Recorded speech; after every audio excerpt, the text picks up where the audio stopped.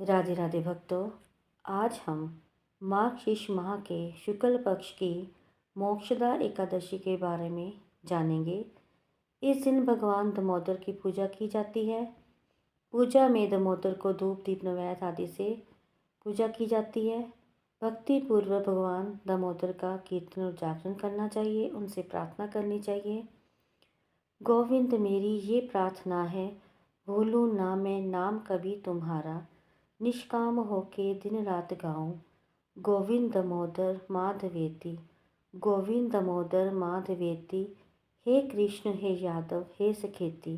युधिष्ठिर बोले, हे देवेश, मुझे बड़ा संदेह है, इस कारण संसार के हित के लिए मैं आपसे पूछता हूँ।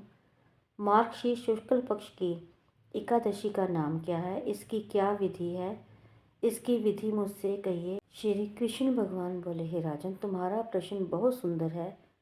मार्गशीर्ष कृष्ण पक्ष को जो उत्पन्न नाम की एकादशी है, वह मूर दैत्य को मारने के लिए मेरे शरीर से उत्पन्न हुई थी, इसलिए मुझको बहुत प्रिय है। हे राज सत्तम, मैं तुम्हारे सामने चर अचर तीनों लोगों के हित के लिए उस एकादशी का वर्णन करूँगा, जिसका नाम मोक्षाद है। ये सब पापों को हरने वाली है। इसमें दामोदर भगवान की अच्छी तरह से पूजा करें।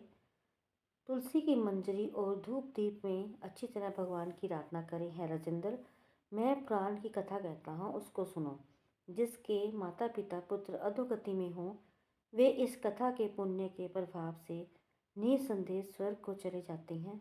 हे राजन, वैष्णवों से सुशोभित चंपक नामक सुंदर नगर में प्रजा की पुत्र की तरह रक्षा करने वाला वैशाखनस नामक राजा था। एक दिन राजा ने सपने में अधोगति को प्राप्त हुए अपने पिता को देखा। वह देखकर उसे बड़ा आश्चर्य हुआ। उसने ब्राह्मण को सपने का सारा वृत्तांत कहा।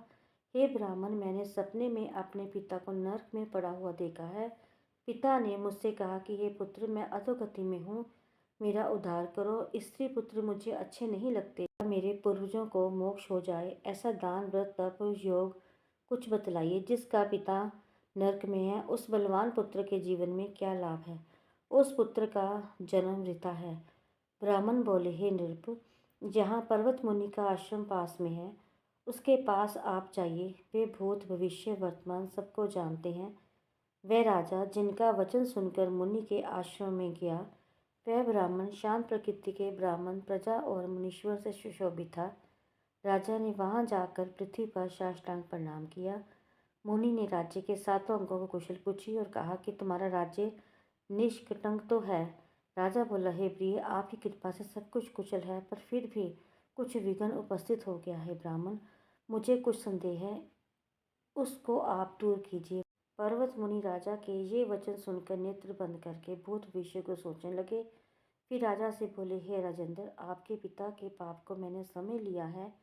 पूर्व जन्म में पत्नी के जैसे तुम्हारे पिता ने काम के वशीभूत होकर एक स्त्री को रति दी और दूसरी स्त्री के आग्रह करने पर भी ऋतुदान नहीं किया।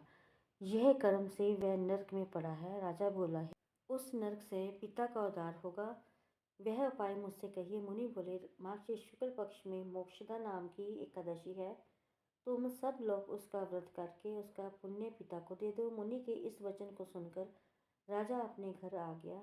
जब अगहन सदी 11 आई, तब स्त्री पुत्र और रानी वास समेत विधि पूर्वक व्रत करके उसका पुण्य राजा को दिया।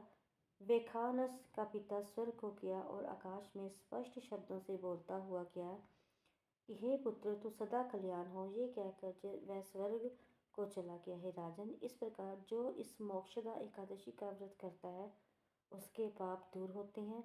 इस दिन तुलसी और मंजरी व धूप दीप से दामोदर भगवान की पूजा करनी चाहिए।